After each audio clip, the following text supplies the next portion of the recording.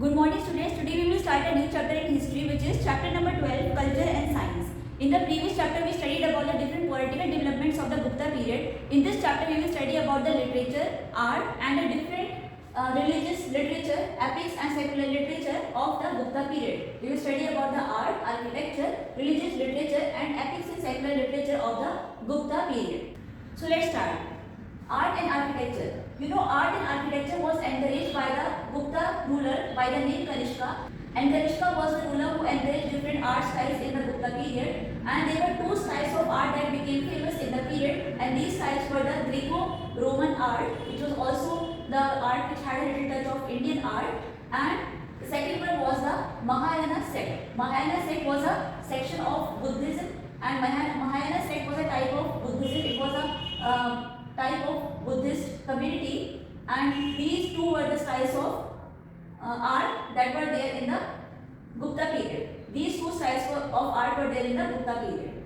And these two styles of art, which was the Greco-Roman art and the Mahayana sect art, became popular in the Gupta period. And an example of Greco-Roman art is the Gandhara school of art, and an example of the Mahayana sect of art is the Mathura school of art. You know, there was also cave architecture that became very famous in the Gupta period. There were different caves which had the paintings of animals and rulers conquering the lands. There were many paintings on the walls of the caves, and the cave architecture also became popular in the Gupta period. An example is the cave temple of Chaitya, right? Then there were also many smaller caves which were known as the Viharas. They also had very beautiful cave architecture. Then there were frescoes. And what were frescoes? These were the paintings on the walls of Ajanta caves. Frescoes were the paintings on the wall of Ajanta caves. Ajanta was a very famous cave of that period, and there were many paintings on the walls of Ajanta caves which were known as frescoes. Then we also had stupas. In that period, stupas were basically dome-shaped structures in which the people used to store important documents regarding the teachings of the Buddha. Right? These were the shrines of relics of Buddha. You know, whatever the teachings or whatever the documents of the Buddha, they were stored in dome-shaped structures. These dome-shaped structures were known as stupas. Right? Then different centers of art became popular. Different cities became major centers of art in the Gupta period, and these cities were the cities of Mathura, Varanasi, Pataliputra, and these were the cities that became major centers of art in the Gupta period. Then in the Gupta period, different temples were also built which had beautiful architecture, and these temples had the central room, and this central room in which different images and paintings of gods were kept, and this central room was of prime importance of the temple. And this central room was the most important room of the temple, and it was of very much importance to the different worshippers that used to come in the temples. And this central room was known as the Garbhagriha, the central room of the temple in which the different paintings, different images of the deities were kept. And this central room was of prime importance to the worshippers. It was known as the Garbhagriha.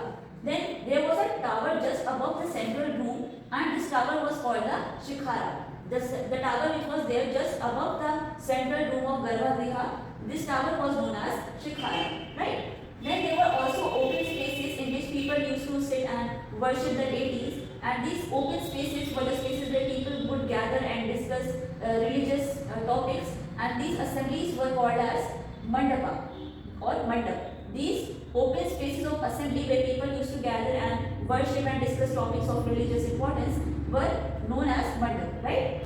There were many pillars that were built out of stones, and they had different carvings of animals which were known as the capitals. These carved animals were known as the capitals. These carved animals were known as the capitals, such as the symbol of a lion or symbol of an elephant, or different types of symbol of animals were carved on these stone pillars, and these symbols of carved animals were known as capitals, right? Then the literature that was famous in the Gupta period, that became popular in the Gupta period, was the Vedas, Upanishads and the Purans. And what were the Vedas, Purans and Upanishads? It is given in your book on page number 88 that Vedas are the primary text of Hinduism. They are the primary text of Hinduism, and there are 4 Vedas. And there are 4 Vedas, that is, first one is the Rig Veda, second one is the Samaveda, third one is the Yajurveda, and the fourth one is the Atharva Veda. Right? There are 4 Vedas in total. The first one Rig Veda, second Samaveda, third Yajurveda, and fourth Atharva Veda. Right? So these are the prime texts of Hinduism. They guide the religious practices of Hindus, and these are of prime importance to the Hindus of the ancient India, right? They used to guide the practices of Hinduism in the ancient India. Then Vedas were composed in 1500 BC. These Vedas are so old that they were composed in 1500 BC. These Vedas are very ancient, these Vedas are very old, they were composed in the year 1500 BC. Then we also had Upanishads, and what were Upanishads? Upanishads were continuation of Vedic philosophy. Whatever was the philosophy, whatever was the teaching or ideas in the Vedas, those ideas and teachings were continued in the Upanishads. The Upanishads were the continuation of the Vedic philosophy, continuation of the Vedas, right? And there were total 108 Upanishads, and out of which only 11 are authentic. That is, we know that 11 out of these total 108 are the Upanishads which did not undergo any changes, in which people did not make any changes, and they are preserved just as they were written. There is no other additional text that has been added in the Upanishads, and they have not undergone any changes. They are preserved just as they were written, right?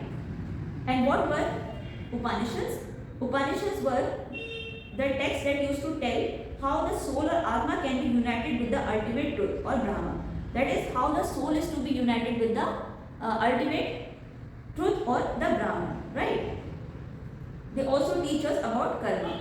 Upanishads also tell us about the karma, that is, whatever deeds you do in your life, that is, whatever good deeds or bad deeds we do in our lives, it comes back to us in the form of karma. If we do good, then we also get good in this life in the form of karma, and if we do bad, then it also comes back to us in the form of karma. So this was the teaching of Upanishads. And what was there in the Vedas? Vedas contained the hymns or the poems and the rituals of ancient India.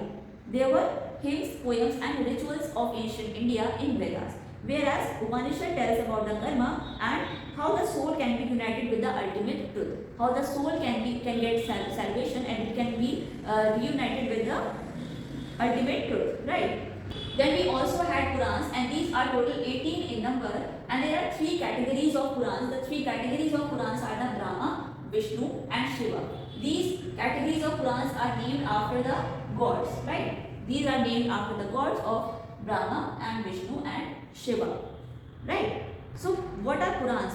Purans are those texts which tell the stories of different kings, and they are written by Hindus, Jains and Buddhas. Purans are written by Hindus, Jains and Buddhas. They narrate the stories of different kings, such as the Harishchandra. The story of King Harishchandra has been mentioned in Markandeya Puran, right? And these Purans were written by Hindus, Jains and Buddhists at different times. Then moving on to the epics and secular literature, which tells us about the tales of various gods such as Krishna and Ram, and these epics tells us the story of legends of the different gods that were there in different religions such as Hinduism, right? So first one is the Ramayana, and it was written by Valmiki. And what is Ramayana? Ramayana is written in the language Sanskrit, and it was written by the saint Valmiki, right? And it describes the war between Ram and Ravana. So there was a war between Ram and Ravan, and ultimately Ram won the battle, and this has been mentioned in the book Ramayana. The second one is the Mahabharata. Mahabharata was written by Saint Vyas, and it describes the battle that was fought between Pandavas and Kauravas at Kurukshetra. The battle which was fought between Pandavas and Kauravas has been mentioned in Mahabharata, right?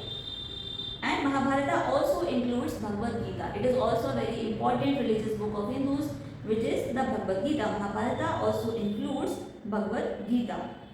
And it is a conversation between God, Krishna and Arjuna on battlefield. So Bhagavad Gita has compiled the conversation between the God, Krishna and Arjuna. These gods were having conversation on the battlefield. That is, the God Krishna and Arjuna were having conversation on battlefield, and this has been recorded in the Mahabharata, right? And the Gita, Bhagavad Gita, discusses selflessness, duty, devotion as threads of Hindu philosophy. So Gita tells that Hinduism lies in devotion, in duty and selflessness, and these are the basic ideas of Hindu philosophy. Then we also had secular literature such as the Arthashastra. Arthashastra is also an example of secular literature. It was written by Chanakya and it is a book on political and military art of governance. That is how the different military activities and political activities, decisions are taken and how the military is governed. It has been mentioned in the book Arthashastra and it is a part of secular literature, right? Then there is another secular book by the name Shakuntalam and it was written by Kalidas. It is a very famous book. And another book that we have in the epic or secular literature is the Panchtantra. And what is Panchtantra? It is a collection of tales. And the other one that we have is the Panchtantra, and Panchtantra is basically a collection of tales, right? Then we also had Amaroksha, and Amaroksha was written by Amar Simha. Amaroksha was written by Amar Simha and it is a dictionary of Sanskrit words. It is a dictionary of Sanskrit words. Amaroksha is a dictionary of Sanskrit words written by Amar Simha. It is written by Amar Simha.